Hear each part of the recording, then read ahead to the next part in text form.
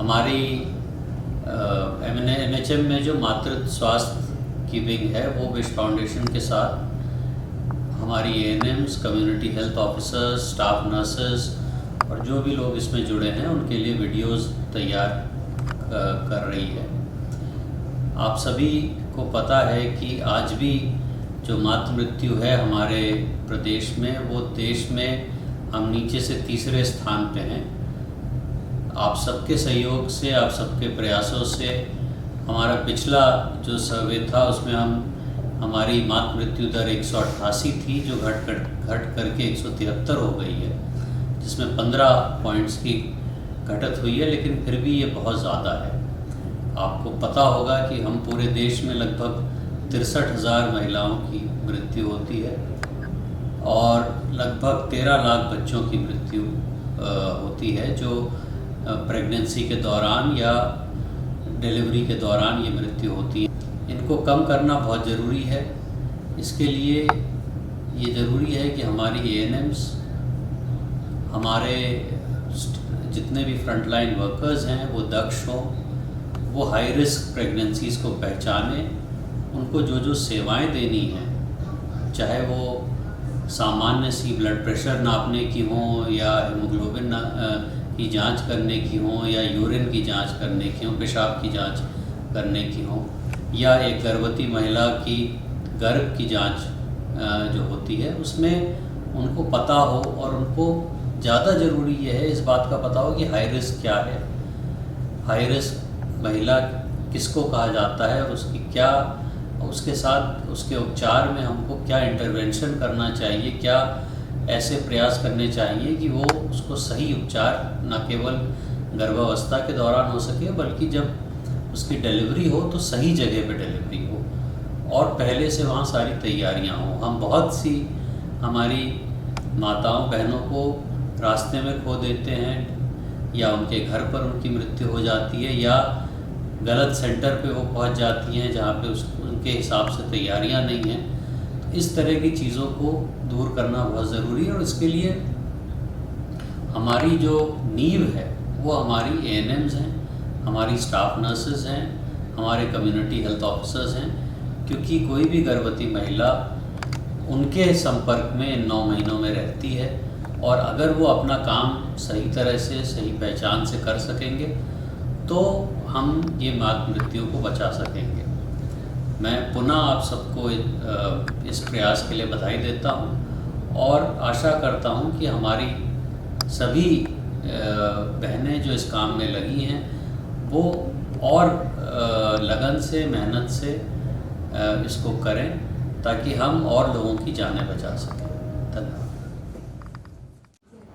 ANM और CHOs के लिए ये प्रशिक्षण श्रृंखला जो तैयार की गई है वो मातृ स्वास्थ्य सेवाएं प्रदायकी जो है उससे संबंधित है। इसमें विश फाउंडेशन द्वारा अपना तकनीकी सहयोग दिया गया है, और चूँकि अगर हम समुदाय स्तर देखें तो ANMs की एक मुख्य भूमिका रहती है गर्भवती महिलाओं की जांच करने में, और इसमें क्वालिटी का होना अत्यंत आवश्यक है। तो ये जो प्रशिक्षण श्रृंखला है इसमें विभिन्न मॉड्यूल हैं, और आपसे अनुरोध है कि आप और CHOs जो हैं वो इन प्रशिक्षण श्रृंखलाओं को पूरा अटेंड करें, और इसमें प्री टेस्ट और पोस्ट टेस्ट भी दें, और अटेंड करने के साथ में आप जो ज्ञान ग्रहण करते हैं उसको अपने प्रैक्टिस में भी लाएं।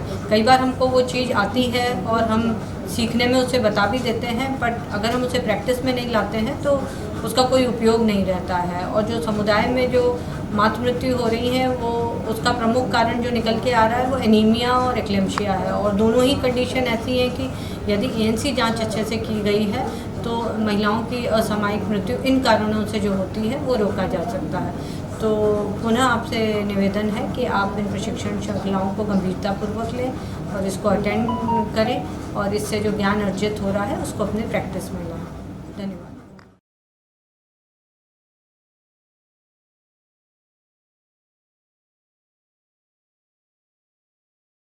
नमस्कार, आप सभी प्रतिभागियों का स्वागत है। इस सत्र में भाग लेने के लिए आप सभी का धन्यवाद। मैं श्रीमती नीलम वशिष्ठ, स्किल लैब प्रशिक्षक ग्वालियर से आपको आज उप स्वास्थ्य केंद्र या आंगनवाड़ी में आदर्श ANC तथा VHND में आशा व आंगनवाड़ी कार्यकर्ता के समन्वयन के बारे में चर्चा करूंगी। मातृ मृत्यु दर कम करने के लिए आदर्श ANC करना अति आवश्यक है। ग्राम स्वास्थ्य पोषण दिवस पर या उप स्वास्थ्य केंद्र या ग्राम आरोग्य केंद्र पर आदर्श ANC के लिए किन किन सामग्रियों की आवश्यकता होती है, उसे पहले वीडियो के जरिए आप सभी को मैं दिखाऊंगी। फिर दूसरे वीडियो के जरिए आप जानेंगे कि VHND का सत्र कैसे आयोजित किया जाता है। ध्यान से देखिए। बच्चे का जन्म किसी भी महिला के लिए बहुत ही खुशी का मौका होता है। गर्भधारण से प्रसव तक अगर हर स्तर पे सही जांच और सही देखभाल की जाए तो माँ और बच्चा दोनों स्वस्थ रह सकते हैं। नमस्कार, मेरा नाम है इंदु और मैं हरियाणा के पंचकुले जिले की ANM हूँ। इन वीडियोस के द्वारा हम आपको ये बताएंगे कि एक आदर्श ANC कैसे की जाए।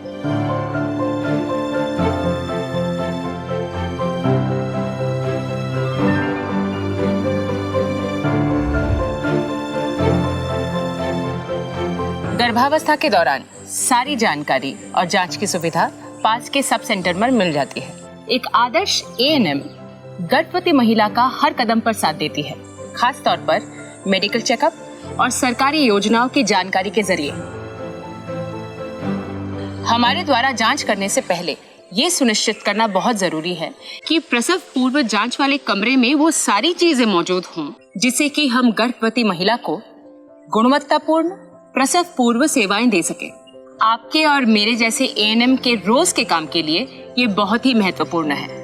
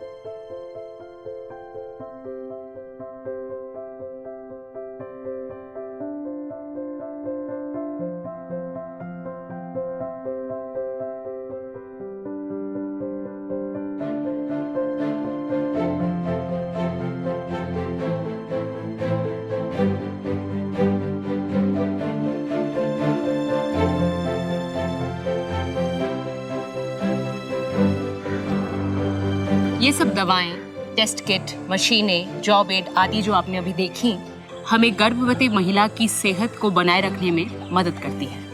इन सब चीजों के साथ ही हमें गर्भवती महिला की हर तरह से मदद करने के लिए तैयार रहना होगा। पहला वीडियो देखने के लिए धन्यवाद।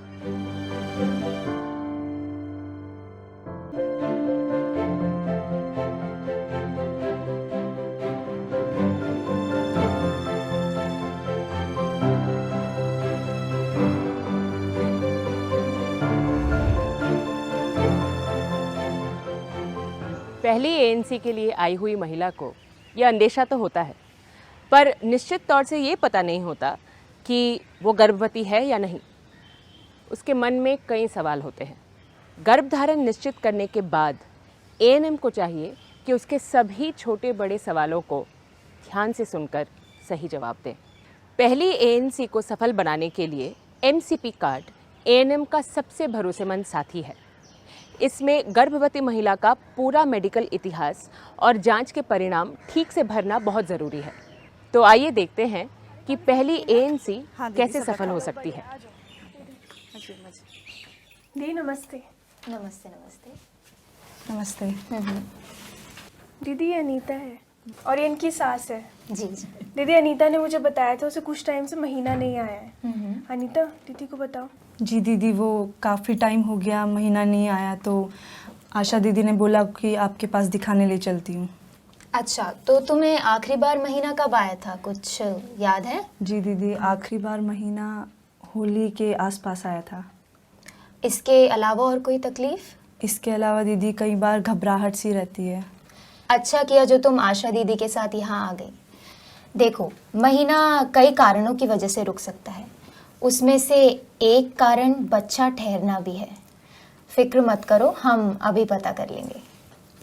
ये सरकार की तरफ से किट आती है, इसे निश्चय किट कहते हैं। इस पे पेशाब की 2 से 3 बूंद डालकर हम गर्भ के बारे में पता कर सकते हैं। तुम जांच के लिए पेशाब लाई हो? एक शीशी में पेशाब का सैंपल लेके आई हूँ। तो ये आज सुबह का पहला सैंपल है? जी दीदी, आशा दीदी ने मुझे बताया था कि आज सुबह का पहला सैंपल लेके आना है। लाओ। ये लीजिए। ठीक है, तो आप लोग बैठिए, मैं जांच करके आती हूँ। निश्चय किट द्वारा गर्भ की जांच करने का तरीका। महिला की सुबह के पहले पेशाब की 2 बूंदें जांच कूप में डालें। 5 मिनट बाद निश्चय किट को चेक करें। यदि परीक्षण क्षेत्र यानी टी में 2 गुलाबी या जामुनी रेखाएं दिखाई दे तो इसका अर्थ है कि महिला गर्भवती है। यदि परीक्षण क्षेत्र यानी टी में 1 गुलाबी या जामुनी रेखाएं दिखाई दे तो इसका अर्थ है कि महिला गर्भवती नहीं है। लो अनीता, इसमें 2 गुलाबी लाइन दिख रही है। जी दीदी, 2 गुलाबी लाइनें दिख तो रही हैं, पर इसका मतलब? इसका मतलब खुशखबरी है अनीता, तुम माँ बनने वाली हो। मैं तो पहले ही कह रही थी। अरे मैं तो पेड़े साथ ही लाती तो अच्छा रहता। जी ठीक है अनीता, तो तुम्हें आखिरी बार महीना होली के आसपास हुआ था? जी दीदी। यानी 1 मार्च को। तो इसमें अगर हम 40 हफ्ते और जोड़ दें तो दिसंबर के पहले हफ्ते में तुम्हारी ड्यू डेट होनी चाहिए, यानी दिसंबर में डिलीवरी के लिए तैयार रहो। नया साल तो खूब चढ़ेगा इस बार। वो तो ठीक है माता जी, लेकिन अब से आपको कई बातों का ध्यान रखना होगा। हाँ बिल्कुल, आप भी बता दो हमें किन किन बातों का ध्यान रखना पड़ेगा। पहले 1000 दिन होने वाली माँ और शिशु दोनों के स्वास्थ्य के लिए महत्वपूर्ण है, जो दोनों का भविष्य उज्जवल बनाते हैं। पहले 1000 दिन का मतलब गर्भधारण की शुरुआत से लेकर बच्चे के दूसरे जन्म तक का समय होता है। एएनसी की जांच के समय प्रत्येक गर्भवती महिला और उसके परिवार को 1000 दिन के संबंध में जरूरी परामर्श दिया जाना चाहिए। एएनएम परिवार वालों को बताएं कि इन 1000 दिनों में हो सकता है कि ऐसा मौका आए जब आप आपके परिवार वाले किसी बात पर बहू पर गुस्सा करें, लेकिन इस गुस्से की तकलीफ केवल आपके बहू को ही नहीं बल्कि उसके पेट में पलने वाले नवजात शिशु को भी होती है, और यह एक भारी अनर्थ है क्योंकि इससे बच्चे के मस्तिष्क के विकास पर असर पड़ता है। इसलिए यह बहुत जरूरी है कि इन 1000 दिनों के दौरान आपकी बहू हमेशा खुश रहे। पहली तिमाही में भट्टी या आग के पास काम करने से बचें। हरी सब्जियां और विभिन्न प्रकार का खाना खाएं ताकि आपकी संतान उस खाने के स्वाद और लगाव को विकसित करे। तीसरी तिमाही में शिशु से बातचीत करें। हाथों को धोकर संक्रमण से बचें। कीटनाशकों को हटाने के लिए फल सब्जियों को गुनगुने नमकीन पानी में भिगोकर रखें। खाने को अच्छे से पकाकर खाएं। दांतों को ठीक से ब्रश करके मुंह की स्वच्छता को बनाए रखें। गर्भावस्था को कम से कम 39 सप्ताह पूरे करने दें। क्योंकि शिशु जीवन के दौरान मस्तिष्क की परिपक्वता केवल 39 सप्ताह में पूरी होती है। अपने फोन को अपने शरीर पर या पेट के पास रखने से बचें। स्पीकर पर बातचीत करें। 1000 दिन से संबंधित शिशु देखभाल की अतिरिक्त जानकारी प्राप्त करने के लिए शिशु के परिवार को आपसे संपर्क करने को कहें। एएनएम परिवार वालों को बताएं कि जन्म से पहले शिशु का लिंग चुनना या लिंग जांच करना कानूनी अपराध है। अगर कोई कहता है कि उसके पास लिंग परिवर्तन की कोई दवा या इलाज है, तो वो सरासर बेवकूफ बना रहा है। आज बेटियां चांद तक पहुंच गई हैं। लड़कियां खेल में, शिक्षा में और स्वास्थ्य के क्षेत्र में भी काफी अच्छा प्रदर्शन कर रही हैं और यहाँ तक कि वो कृषि में अत्यंत महत्वपूर्ण योगदान कर रही हैं। आज के समाज में जहाँ लड़की किसी लड़के से कम नहीं है, लिंग निर्धारण का कोई सवाल ही नहीं उठता। अब से सेंटर पे आप लोगों को 3 बार और आना है। 3 बार और? दीदी सब कुछ ठीक तो है ना? हाँ अनीता, सब कुछ ठीक है। 3 बार इसलिए ताकि गर्भावस्था में हम तुम्हारा और तुम्हारे बच्चे का ठीक तरह से ध्यान रख पाएं और इस दौरान तुम्हारे शरीर में जो भी बदलाव आ रहे हैं उनके बारे में तुम्हें जानकारी दे सकें कि कौन से लक्षण सामान्य हैं और किन बातों का खास ख्याल रखना होता है और रोजाना तुम्हें क्या क्या चीजें करनी चाहिए और क्या नहीं, हम ये भी तुम्हें बता देंगे। प्रसव पूर्व जांच के लिए निर्धारित समय इस प्रकार है। गर्भावस्था के पहले 12 सप्ताह में गर्भवती महिला का पंजीकरण होता है और पहली जांच अर्थात पहली एएनसी होती है। 14वें से 26वें सप्ताह के बीच दूसरी जांच अर्थात दूसरी एएनसी होती है।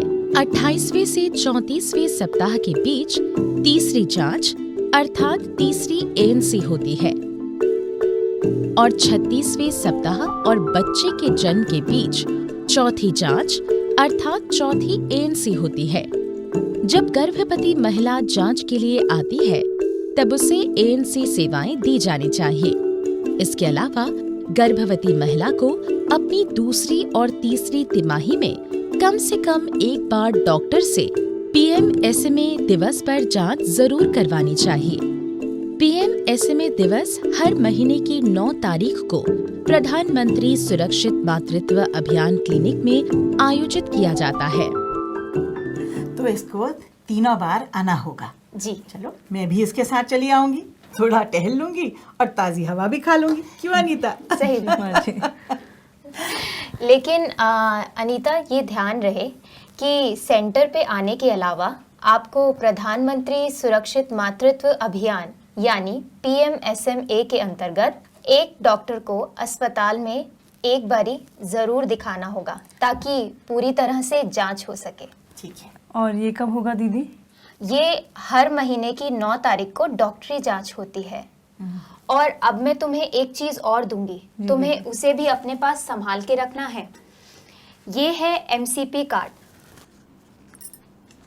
और सुरक्षित मातृत्व वाला पर्चा। ये गर्भावस्था के दौरान तुम्हारे सबसे ज़रूरी कागजात हैं। इसमें आज से मैं तुम्हारी एएनसी एंट्री कर दूंगी और गर्भावस्था के दौरान तुम्हें किन किन बातों का ध्यान रखना चाहिए ये भी इसमें साफ साफ लिखा गया है और हर एएनसी में तुम्हें इसे अपने साथ लेके आना है। याद रहेगा ना? जी दीदी, नहीं भूलूंगी। और अगर भूल गई तो मैं याद दिला दूंगी।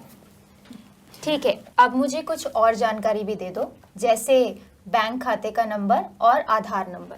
लाई हो ना अनीता? जी दीदी, ये लीजिए दीदी। बैंक खाते का नंबर और आधार नंबर से तुम्हें सरकारी योजनाओं की सहयोग राशि आसानी से मिल पाएगी। आशा, ये अनीता की तो सारी ज़रूरी कागजात मेरे पास हैं। ज़रा जाके देखो ये रमा अपनी तीसरी एनसी के लिए अब तक क्यों नहीं आई है। जी दीदी, मैं अभी जाती हूँ। अनीता, तुम अपनी एनसी के लिए आना मत भूलना। अच्छा दीदी, मैं चलती हूँ। अनीता, अब मैं तुमसे कुछ और सवाल पूछूंगी, ध्यान से जवाब देना। जी। तुम्हें सांस लेने में कोई तकलीफ? नहीं, ऐसा कभी नहीं हुआ। कभी किसी डॉक्टर ने बोला हो कि तुम्हें शुगर की बीमारी है? नहीं। थूक में कभी खून आता है? नहीं। बेहोशी, चक्कर या मिर्गी की कोई बीमारी? नहीं, ऐसा कभी नहीं हुआ। इससे पहले बीमार होने पे तुम जो भी दवाइयाँ लेती आई हो उससे तुम्हें कोई परेशानी? नहीं, कभी नहीं।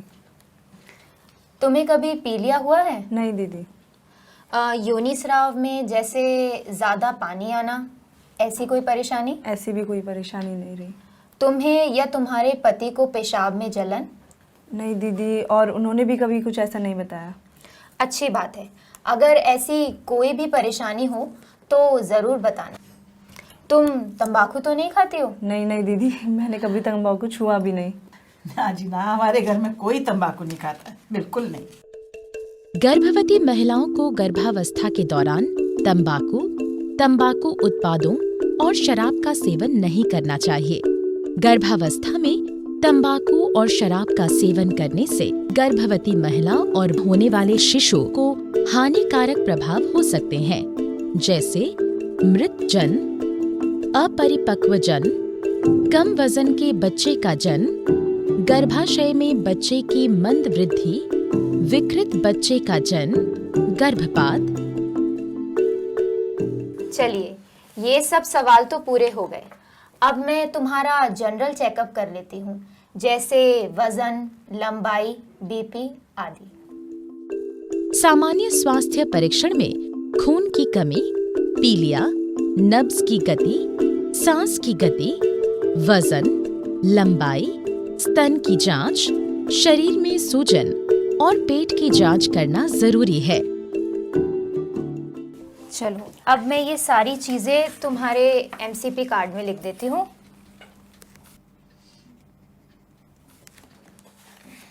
और तुम्हारी खून की जांच भी कर लेते हैं।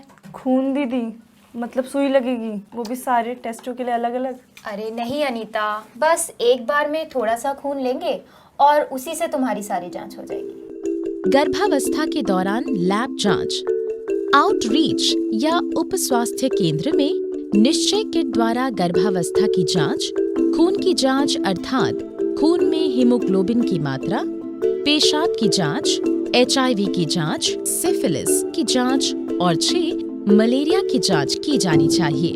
प्राथमिक या सामुदायिक स्वास्थ्य केंद्र, उप जिला या जिला अस्पतालों और सैटेलाइट चिकित्सालयों में ब्लड ग्रुप एवं RH प्रकार की जांच, ब्लड शुगर की जांच, HbS-Ag की जांच, TSH अर्थात थायराइड स्टिमुलेटिंग हार्मोन की जांच, अल्ट्रासोनोग्राफी की जांच की सुविधा उपलब्ध है। आपके द्वारा यह सुनिश्चित किया जाना चाहिए कि हर गर्भवती महिला की ANC के दौरान यह सभी जांचें हो जाएं। ज्यादा जोखिम वाली गर्भावस्था की पहचान कर गर्भवती मां को चिकित्सा अधिकारी के पास भेजें और मां के संपर्क में रहें। जोखिम वाली गर्भावस्था कुछ इस प्रकार पहचानी जा सकती है।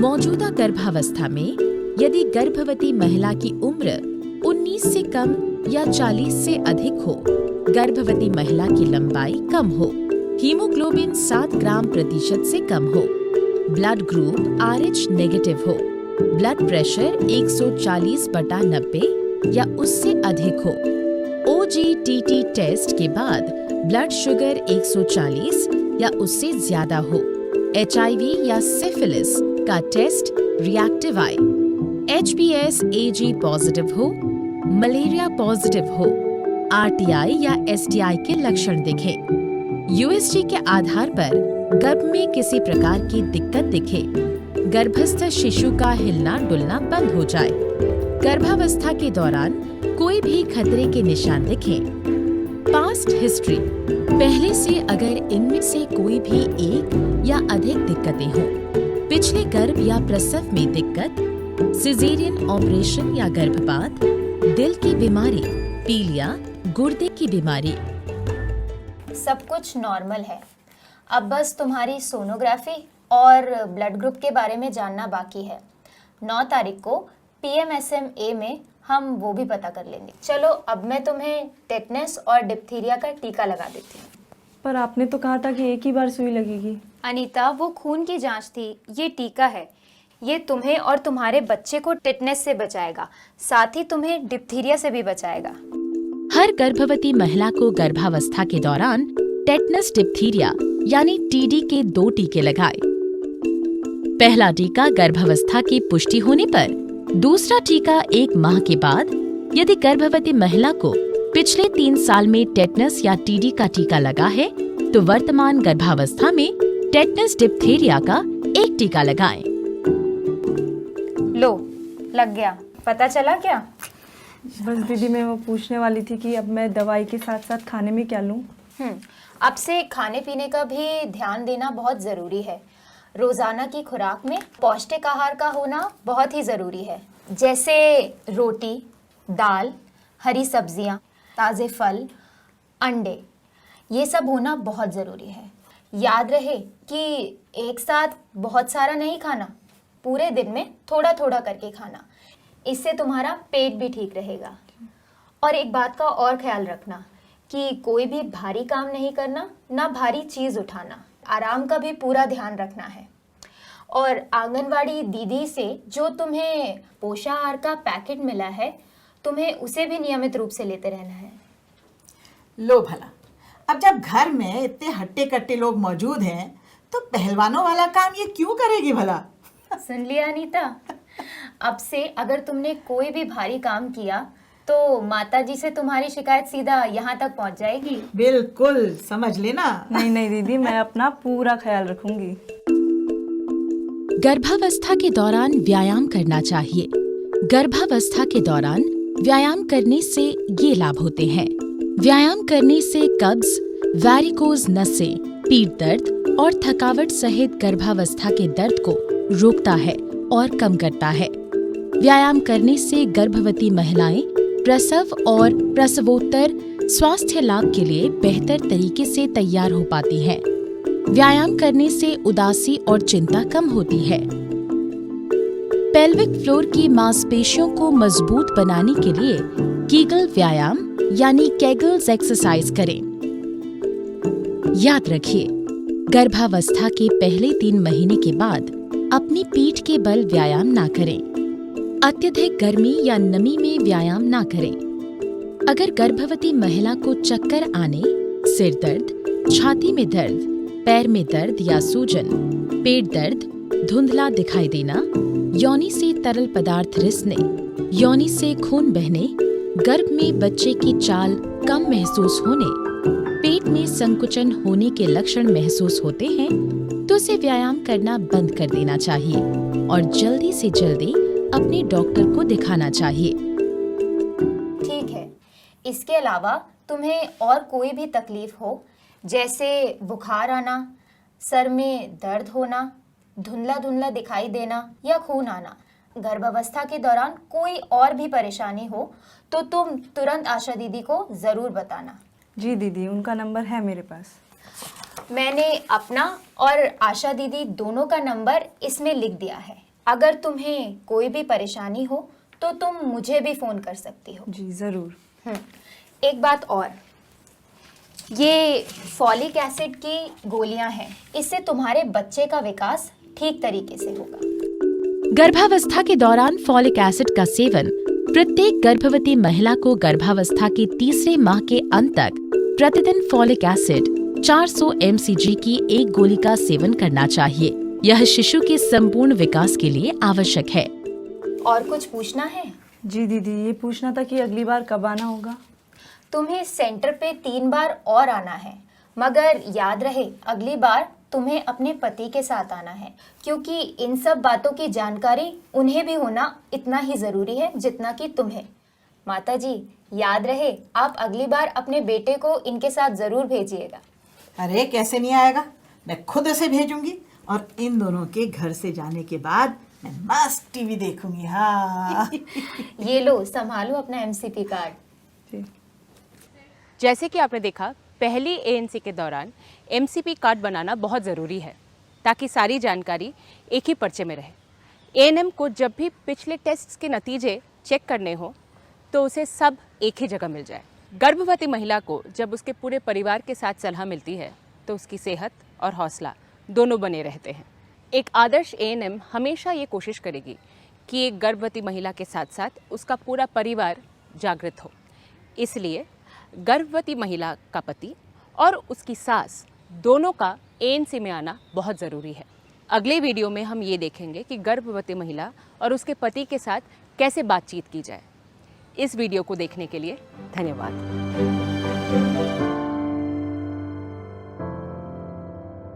पहले वीडियो में हमने देखा कि प्रसव पूर्व जांच के लिए किन किन सामग्रियों की आवश्यकता होती है।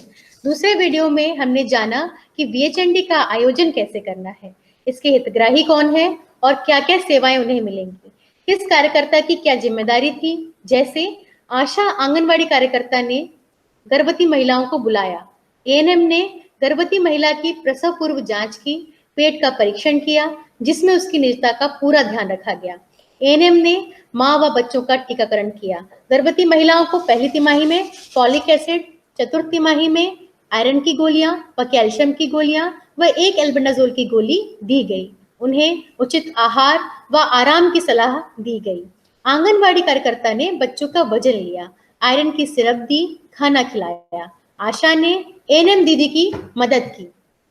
सामान्य बीमारियों की भी दवाइयां दी गई। VHND के दौरान किशोरी बालिकाओं को भी अपनी साफ सफाई, आहार, सप्ताह में 1 बार आयरन की गोली लेने के लिए प्रोत्साहित किया गया। उन्हें उनके प्रश्नों का भी उत्तर मिला।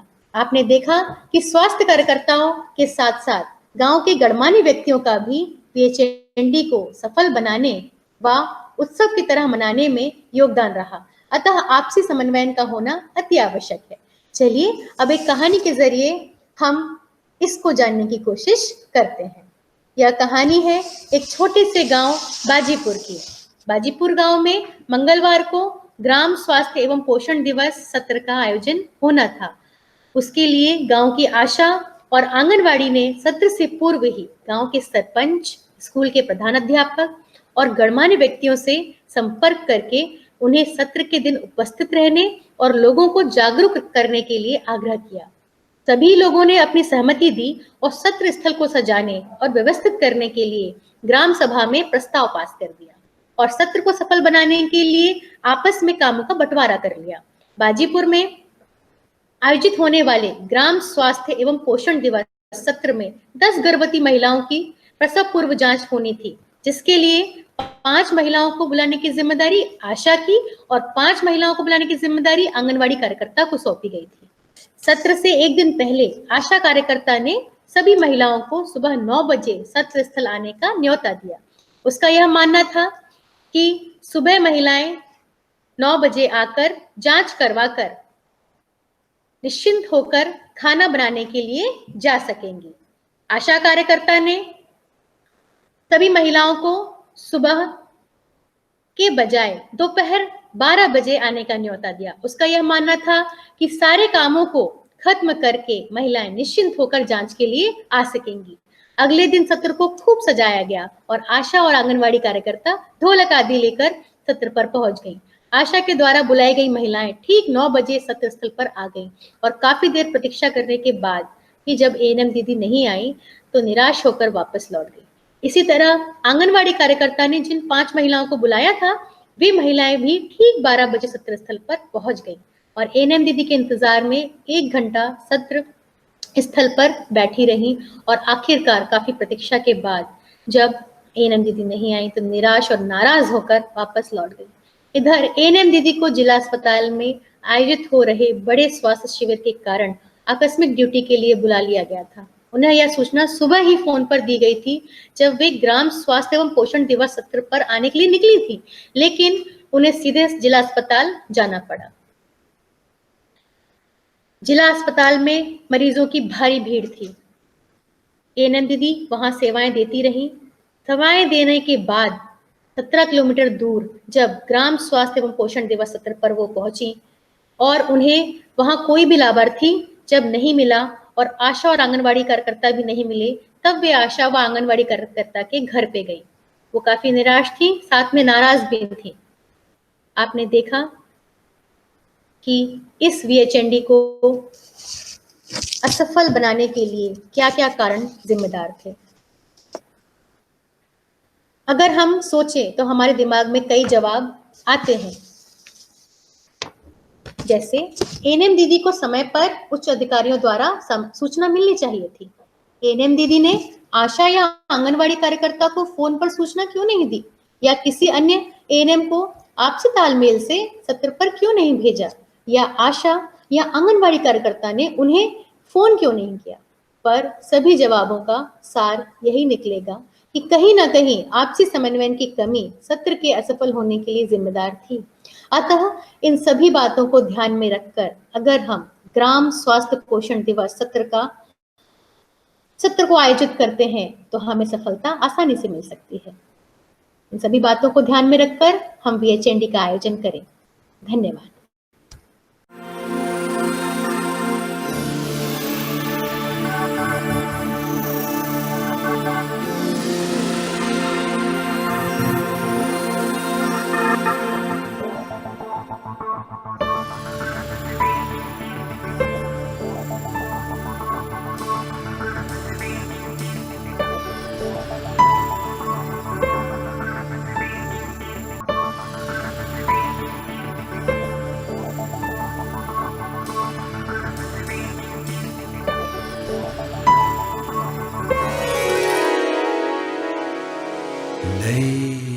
आज मंगलवार का दिन है और यहाँ तैयारियां शुरू हो गई हैं ग्राम स्वास्थ्य और पोषण दिवस की। इस गांव में महीने के हर दूसरे मंगलवार को ये कार्यक्रम, जिसे वीएचएनडी कहते हैं, बड़े उत्साह से मनाया जाता है। समय और जगह का चुनाव सभी लोगों ने मिलकर किया है। वीएचएनडी के आयोजन से जुड़े कार्यकर्ताओं का आना शुरू होता है। एएनएम, आंगनबाड़ी कार्यकर्ता, पुरुष स्वास्थ्य कार्यकर्ता, आशा कार्यकर्ता, आंगनबाड़ी सहायिका और गांव वाले सभी इस कार्यक्रम में हिस्सा लेते हैं।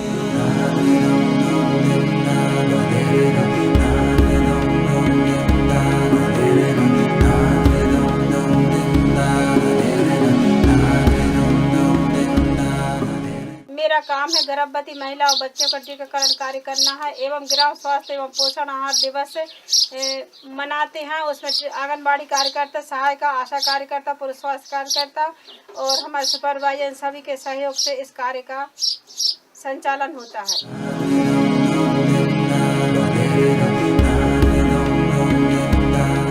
0 से 5 वर्ष के बच्चों का वजन लेती हूँ।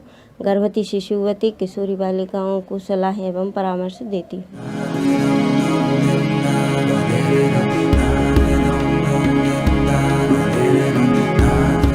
ग्राम स्वास्थ्य एवं पोषण दिवस का मैं आयोजन करता हूँ एवं बच्चों का टीकाकरण कराने में सहयोग करता हूँ, दवा वितरण का कार्य करता हूँ। गर्भवती महिलाओं को बुलाना और उनकी जांच करवाना का काम करती हूँ।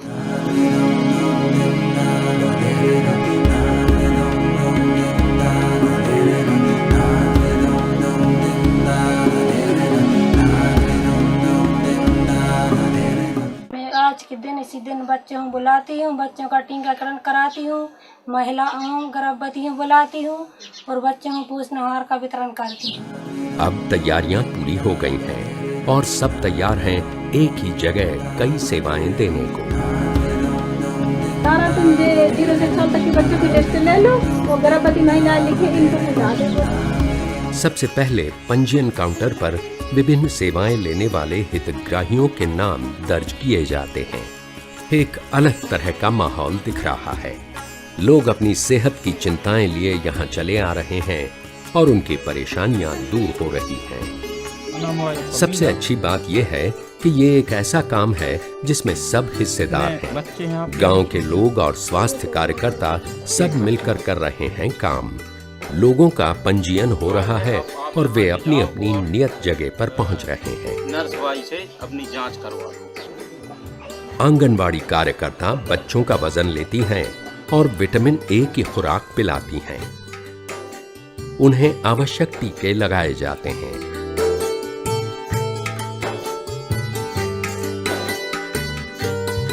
वो माओं को सलाह देती हैं कि अपने बच्चों का वजन हर महीने कराएं। वे बच्चों के लिए जरूरी बातें लगातार याद दिलाती रहती हैं। आंगनबाड़ी कार्यकर्ता बताती हैं कि वे बच्चों को आंगनबाड़ी में मिलने वाले पोषक आहार के अलावा घर में मौजूद खाना जैसे कि रोटी, दाल, चावल, सब्जी भी जरूर खिलाएं। माओं को ये भी बताया जाता है कि बच्चे की ठीक तरीके से बाढ़ के लिए बच्चों को दिन में 3-4 बार जरूर खाना खिलाएं। आंगनबाड़ी कार्यकर्ता ये भी बताती हैं कि खाना साफ सफाई से पकाएं और खाना देने के पहले बच्चों के हाथ जरूर धुलाएं। एएनएम ग्रामीण समाज में जन स्वास्थ्य सेवाओं की धुरी हैं। वो बुनियादी स्वास्थ्य के लिए अहम भूमिका निभाती हैं। एएनएम टीकाकरण कार्यक्रम के अनुसार बच्चों को टीके लगाती हैं और कई बीमारियों के खतरे से मुक्त करती हैं। भाई तुम्हारा नाम क्या है?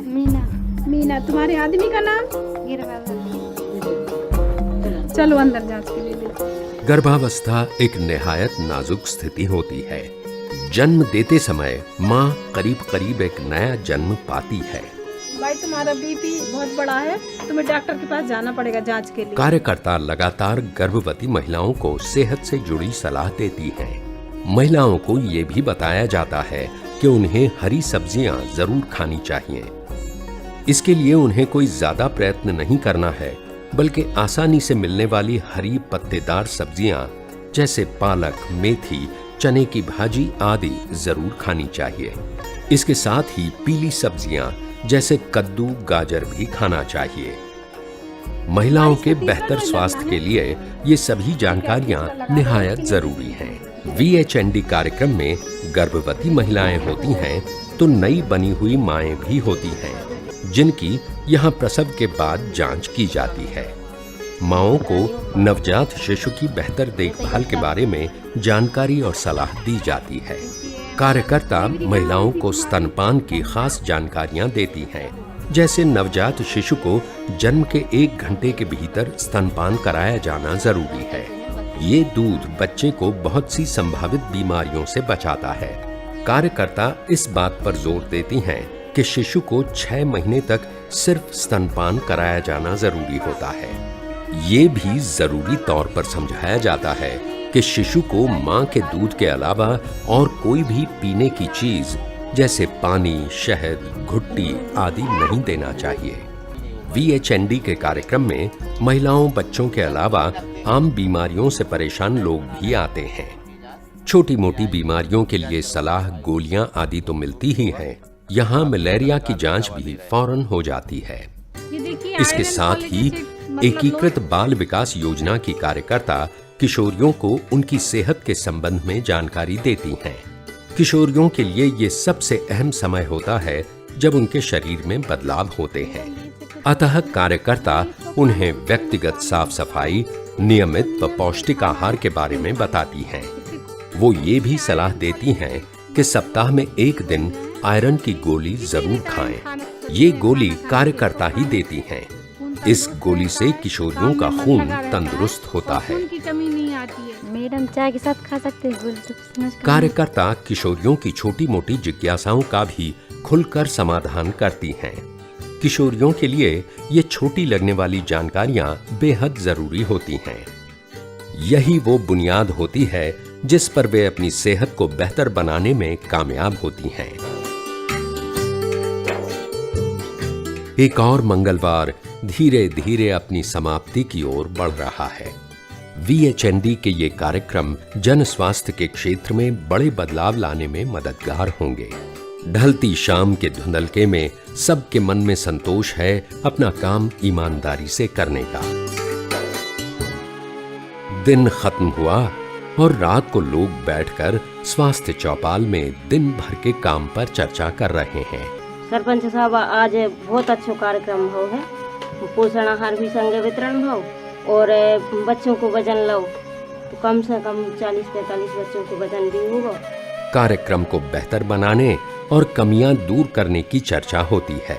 हाँ, एक महिला आने थी, वो नहीं आ पाई है। इनने 8-10 प्रकार की तो जांचें करी है अपने गांव में सभी महिलाओं की, और 1-2 योजनाओं के बारे में भी उन्होंने जानकारी दी। यूं ही होता है बदलाव जब साथ हो, तैयार हो खुद।